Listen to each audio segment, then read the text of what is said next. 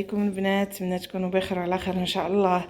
اليوم جبت لكم مسمن معمر بالتفاح ولا كريم باتيسير، مسمن بريستيج، شي حاجه زوينه وجديده ومختلفه.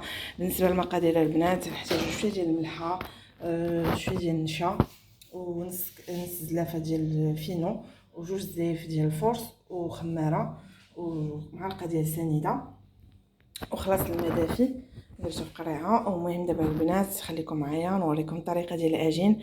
عرفتوا هاد الوصفه راها غزاله وبنينه، وسورتو دابا في رمضان كنبغيو ديك الكرواسون معمرين وداكشي، اللهم شي حاجه ديال الدار زوينه ونقيه وعارفين اش دايرين فيها. المهم البنات خليكم معايا نوريكم التتمه ديال الفيديو ان شاء الله. المهم البنات دابا غادي ندوزو نعجنو العجينه ديالنا. دابا غادي نديرو الفرص، بسم الله. نديرو الزليفه الاولى، نضيفو الزليفه الثانيه ديال الفرص، ونص زلافه ديال الفينو ولا الدقيق الاصفر بحال هكا البنات. نديرو خماره،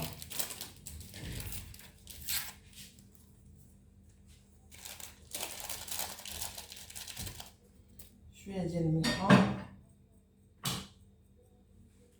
معلقه سنيده، نديرو النواشف كامله.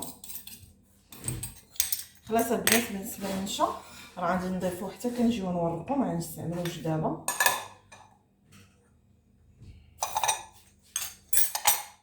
دابا نبداو العجينه ديالنا ديال المنيميات، نخلطوهم بعدا جميع المكونات بيدينا هكذا. نبقى غنسخن مع باقي المكونات ان شاء الله. دابا غادي نديرو بسم الله، نبداو نعجنو العجين ديالنا.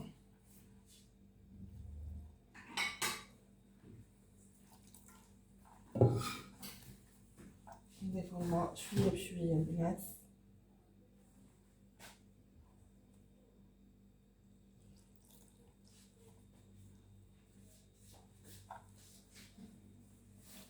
عرفتي هاد الناس هاد الوصفه والله الا زوينه، عرفتي كتجي بنينه، كتجي عرفتي فيها واحد لو غزال. وانا درت لها واحد المكون اخر غادي نديرو لها ان شاء الله، هو لا كراميل. نديرو معلقه الكراميل معاها، عرفتي كتجي غزاله، وكنزينوها حتى بالبنان.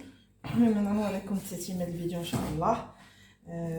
طريقه الزينه غادي نوريكم من الاول حتى الاخر ان شاء الله. ودابا خليكم معايا البنات على ما نكمل العجينه ديالي بالتروان. خلينا نبرق عليكم هاد الخليط ديال الماء.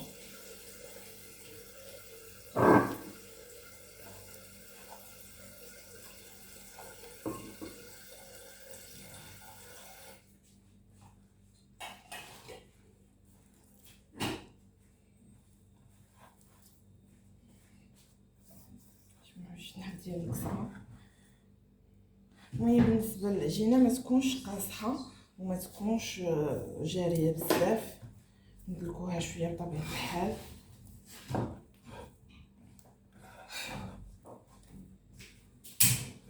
العجينه كتكون على طيبه الملحه، و خلاص مع داك الكراميل مع باش هذا راه غادي يجي داك لو بون مزيج ما بين الملحه والحلو، كيجي غزال البنات. ومهم خليكم معايا البنات على ما نكمل لما نجمع العجينه ديالي ونرجع معكم ان شاء الله. المهم البنات من بعد ما عجنت العجينه ديالي طوال القوام ديالها، دابا غادي ندوزو ندلكوها مزيان. نوريكم حتى الطريقه ديال الدليك، حيت هي راه كتبغي شويه دليك بحال الشكل المسمن باش تتورق لينا مزيان.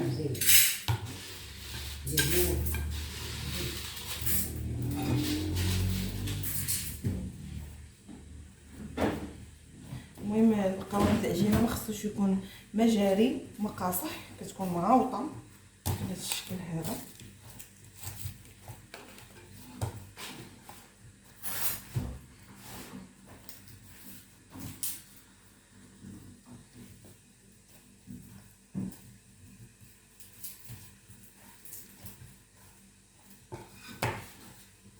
نمروا بنفس الطريقه البنات حتى نحسوا بها تدلكات مزيان. عاد ان شاء الله غنخليوها ترتاح شويه، ندهنوها بشويه ديال الزيت، وغادي نقرصوا قريصات موين، خليهم تما يرتاحوا شويش. عاد ان شاء الله نوريكم الطريقه ديال التورق ديالها.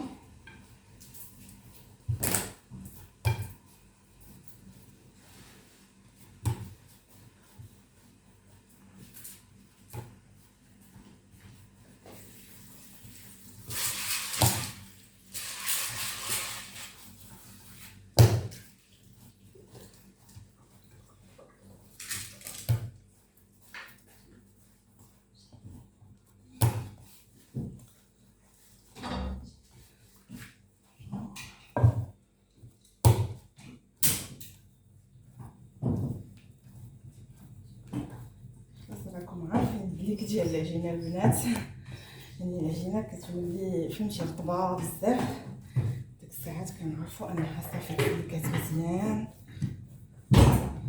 حيت الدليك راه هو كلشي في المسمن. العجينه ما كانتش مدلوكه ما نقولوش مسمن.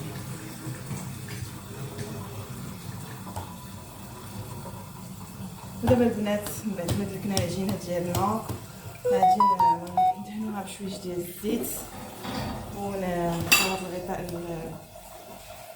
البلاستيكي بطبيعه الحال بحال هكذا.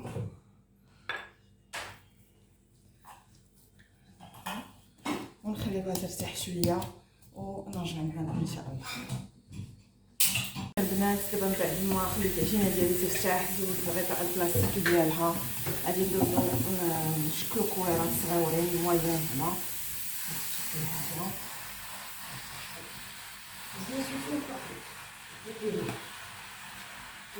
نمرو دابا نديرو في كويرات بحال هكا على شكل موين بحال هكذا.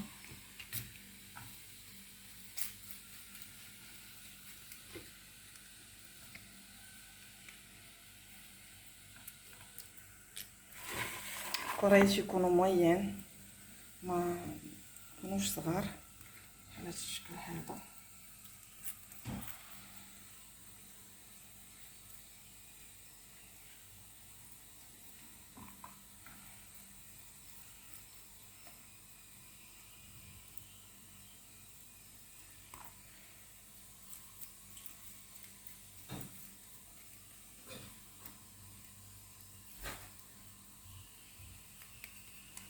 غنديرو جاتنا 6 ديال الكرايات بحال هكذا. ودابا غادي نخليهم البنات يرتاحوا واحد 10 دقائق بحال هكذا بما تلقوا راسهم، ونرجع معكم ونوريكم الطريقه ديال التورق ديالهم ان شاء الله. البنات غادي ندوزو نديرو لا كريم باتيسير ديالنا. خلاص كنحتاجو فيه نص لتر ديال الحليب، 3 المعالق ديال لا كريم باتيسير و 3 المعالق ديال سنيده.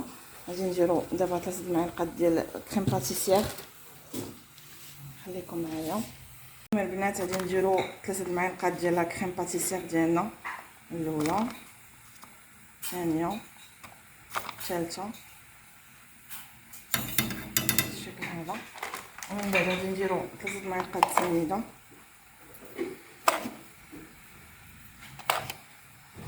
ونخليو باتيسير لا كريم باتيسير ديالنا طيب على ما نيت ترتاح لينا العجينه باش ندوزو نورقوها، ونخليو نيت لا كريم ديالنا تبرد شويه.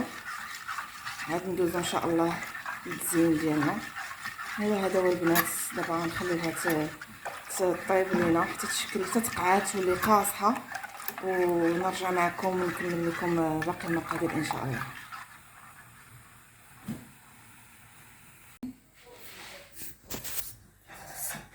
المهم البنات دابا غادي ندهنو شويه ديال الزيت في سطح العمل، وغادي ندوزو ان شاء الله نورقو المسمنات ديالنا بعد ما يرتاحوا مزيان بالطريقه هذه.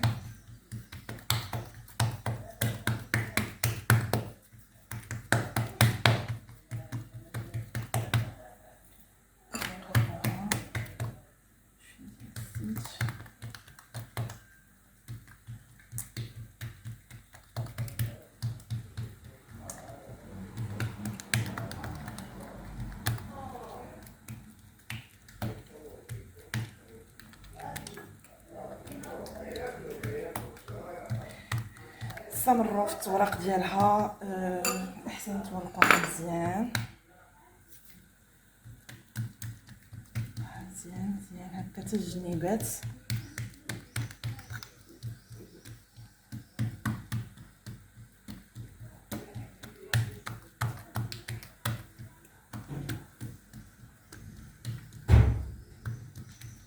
بحال هكذا الطريقه ديال هاد الطريقه ديال التوراق المسمن علماتهم ليا الوالده، كنشوفها كيفاش تدير، يعني علمتني كيفاش نورق المسمن مزيان حتى ما كتبقاش غليظه، تولي رقيقه. كل ما ورقتي المسمن كل ما كيجي زوين. ديجا هاد الوصفه هذه كتبغي المسمن مورق مزيان، حيت كيجي داك الباجي بحال في الشكل ديال كرواسه معمره ولا شي حاجه بحال هكا كتجي. خصها ضروري من التوراق. ودابا البنات من بعد ما ورقت العجينه ديالي مزيان غادي ندوزو هذا، غادي ندوزو نرشو شويه ديال الزبده.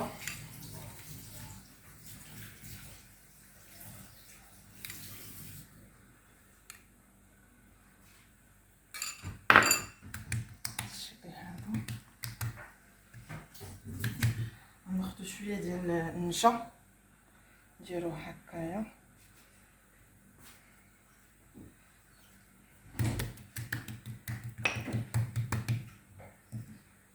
من بعد البنات نديروها بحال هكا نجبدوها شويه.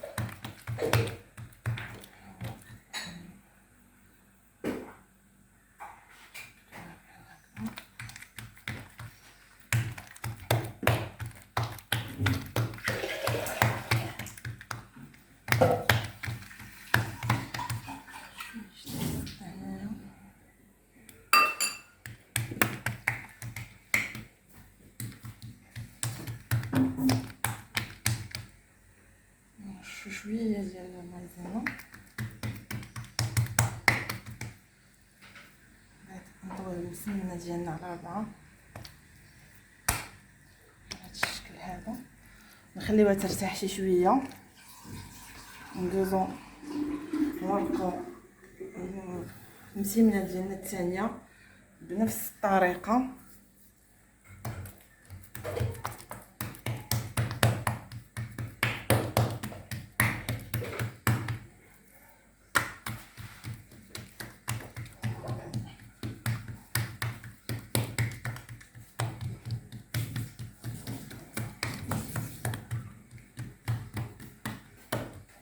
الحاجه ديال الدار واخا تنضربوا عليها تماره البنات، يعني ما تندموش عليها، حيت عارفين المصنع دايرين فيها، ويعني شي حاجه نقيه وصحيه، شي بحال الزنقه واخا كناخذوها يعني تنشريوها وصافي، ما كنعرفوش الصراحه كيفاش داكشي كان مصاوب، وكيكثروا الزبده يعني ماشي صحيه بزاف، كيديروا غير الفورس.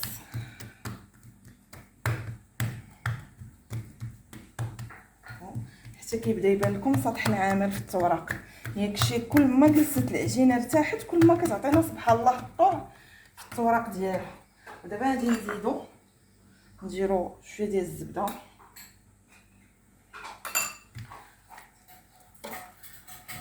هكذا، ندهنوها مزيان، وناخذ شويه ديال المايزينا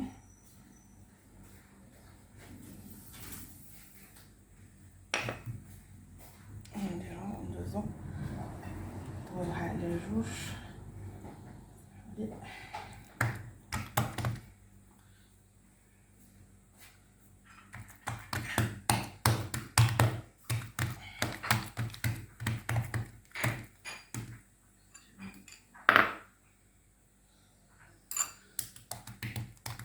هنا الزبيده ندوزو نديرو مايزينا،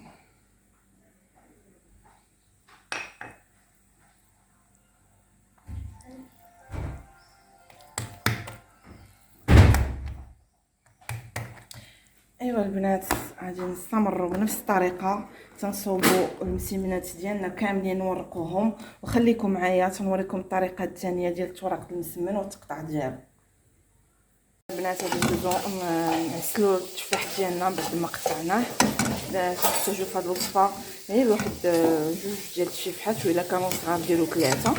كتقشروهم تقطعوهم وتقطعوهم على شكل مربعات بحال هذا الشكل كيف كتشوفوا معايا. ضفت هنايا واحد شويه ديال سنيده، جهد معلقه ولا معلقه ونص سنيده، كنخليهم يتكراميليزاو مزيان. والبنات انا ديجا عصرت عليه واحد شويه ديال الليمون التين ولا اش كتقولوا واش كيقول له، عصرت عليه شويه واش كيعطي داك لوغو ديال الليمون زوين في التفاح. نخليه شي شويه هكا يتكراميليزا ونرجع نكمل معكم الوصفه ديالي ديال التعمر ديال سميتو المديويه. البنات دابا من بعد ما خليت العجينه ديالي ارتاحت شويه، المهم ورقتها مزيان على شكل ورقتها مزيان بحال هكا، قطعتها على شكل مربعات. دابا غادي ندوزو للتزيين ديالها. غادي نديرو شويه ديال لا كريم باتيسير من هنا ديال الاولى، نديرو واحد المعلقه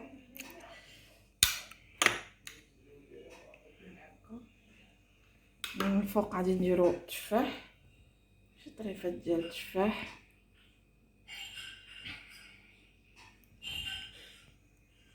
ايوا ونشدو العجينه ديالنا بهاد الطريقه هادي بحال هكا شدوها بحال هكا. هيا نحاولوا نجمعوا داك الجنيبات ديالو من الجناب هكا باش ما يتحلش لينا. ايوا من الفوق البنات غادي نزوقوه بالبنان. بالنسبه للتزيين يعني اللي متوفر عندكم في الدار تستعملوه اي حاجه. كنهزو المسمنه ديالنا بحال هذا الشكل هكا ونحطوها في الطبسيل ديال الفران اللي غنديرو في الفران. نستمروا بنفس الطريقه البنات، نستمروا بنفس الطريقه. ناخذ شويه ديال لا كريم باتيسير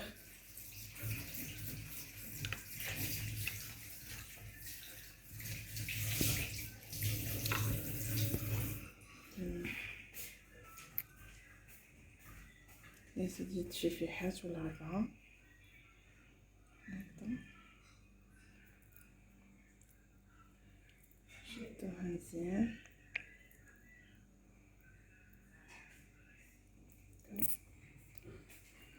الجنيبات ديالها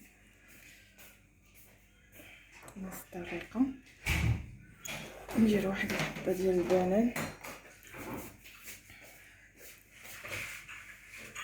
نحطوها في الطبسيل ديال الفران. من بعد غادي ناخدو معلقه ديال لا كريم باتيسير. نستمروا بنفس الطريقه البنات.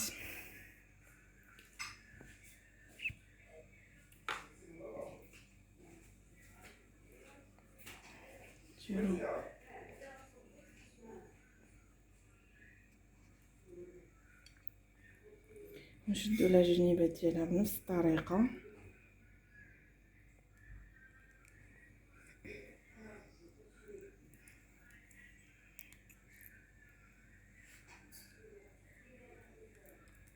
نشدو لا جنيبات ديالها، طريف ديال البنان نديرو هكا من الفوق، نحطوها في الفران في الطبسيل ديال الفران.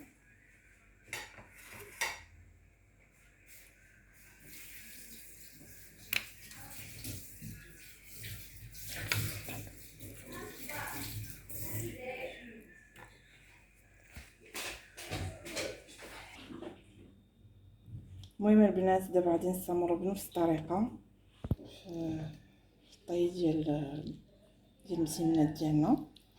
كيجيو رائعين البنات. الوصفه هذه راها زوينه بزاف. نحطوهم في الطبسيل ديال الفرن. غندوزو دابا نهزو المليويه ديالنا الثانيه ونحاولوا نورقوها. دابا غادي نستمر بنفس الطريقه نكمل الطي ديال المسيمنات ديالي ونرجع معكم فاش نجي ندخلهم في الفران ونوريكم التتمه ديال الفيديو ان شاء الله. دابا البنات غادي ندوزو نديرو شويه ديال البيض المسيمنات ديالنا ندهنوهم بشويه بالبيض يجي فيهم داك اللمعه زوينه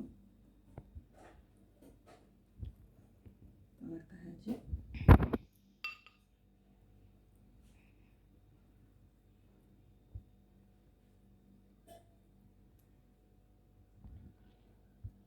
كنحتاجو بيضه كنطربوها بطبيعه الحال ايوا نبداو ندهنو البيزات ديالنا السمنات ديالنا.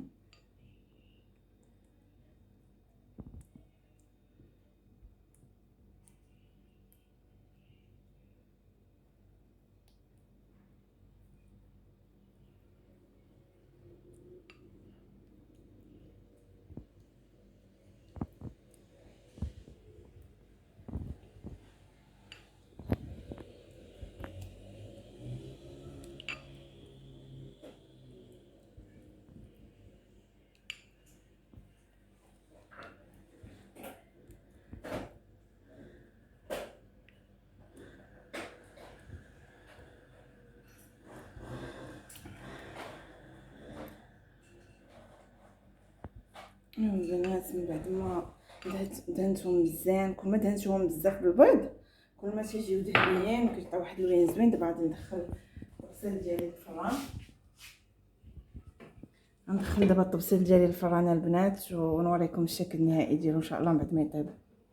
الناس دابا غادي ندوزو غادي نعمروها بواحد العماره واحده اخرى نوريها لكم، عماره مختلفه على لا كريم باتيسير. غادي نديرو شويه ديال الكراميل، معلقه ديال الكراميل ديال نيسلي ولا ممكن تشريو حتى نيسلي كراميليزيو، ندير لكم الاختيار، ولا تستعملوا الكراميل الا كنتو كتعرفوه صوبوه. لا صراحه غير ديال نيسلي واحد شويه كيجي رائع البنات، حتى بالكراميل كيجي زوين، يجي فيه واحد لو غزال نقولكمش، يجي رائع رائع رائع جدا. دابا هاد ندوزو البنات نعمروه بالبنان، حتى الوسط ديالو بالبنان بحال هكذا، نجيو طريفات بالبنان نشدو له الجناب ديالو ندير الفران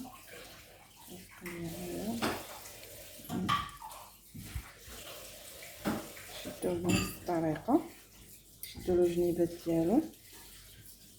لكم الاختيار طبيعه الحال، اما تعمروه بلا كريم باتيسير يا اما ديروا له الطريقه الثانيه اللي درت وتشدوه تعمروه ديروا له هاد العباد باللوز كيجي رائع البنات. شوفوا حتى المنظر ديالو ولا الشكل ديالو كيجي زوين. نشدو المسمن ديالنا بحال هكذا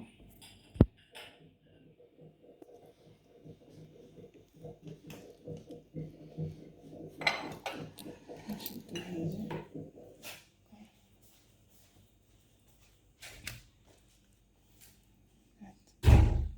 نديرو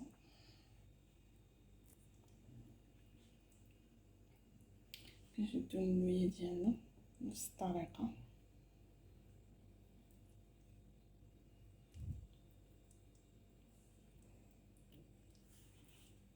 نديرو الجناب ديالها ونديرو اللوزه في الوسط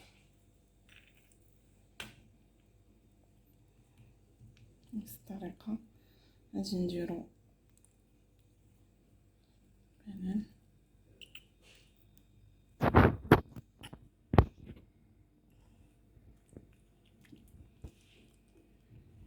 نشدوها باللوزه بحال هذا الشكل هذا. ايوا البنات هذا هو الشكل يعني الثاني ديال المسيمنات معمرين بالكراميل واللوز. المهم البنات خليكم معايا تنوريكم الشكل النهائي ديالهم بعد ما ندخل الطبسيل ديالي للفران. البنات هذا هو الشكل النهائي ديال المسيمنات ديالي معمرين بالكريم باتيسير وبالتفاح والبنان وبجوج بينهم، هذا ديال البنان وهذا ديال التفاح. هذا هو الشكل ديالو. شوفوا هذا دابا درت له العسل، عسلته ودرت له اللوز افيلي هكذا، وهذا خلاص درت له غير السكر كلاصي من الفوق. خلاص راه درتو لويزات كيجيو واحد الطعم رائع البنات ومقرمش. عرفتي راهم في شوفوا سمعوا القرمشه ديالو كيجي غزال غزال غزال غزال. البنات كنصحكم ديروا هذه الوصفه سورتو في رمضان مع الفطور كنتشهى وكتجي بحال عرفتي كتجي بحال الكرواسون غزاله غزاله غزاله. زوينه بزاف صراحه. الا عجبتكم الوصفه ديالي كيف العاده ما تنساونيش بالبارطاج وجيم وابوني وتخليو لي شي تعليق زوين. والا تابونيتيو ما تنساوش ديروا تفعلوا الجرس باش يبقى يوصلكم كل ما هو جديد. وتبارك الله عليكم شكرا بزاف على المتابعه ديالكم على الدعم ديالكم ديالي. وتهلاو ليا في راسكم الى فيديو مقبل ان شاء الله. السلام عليكم.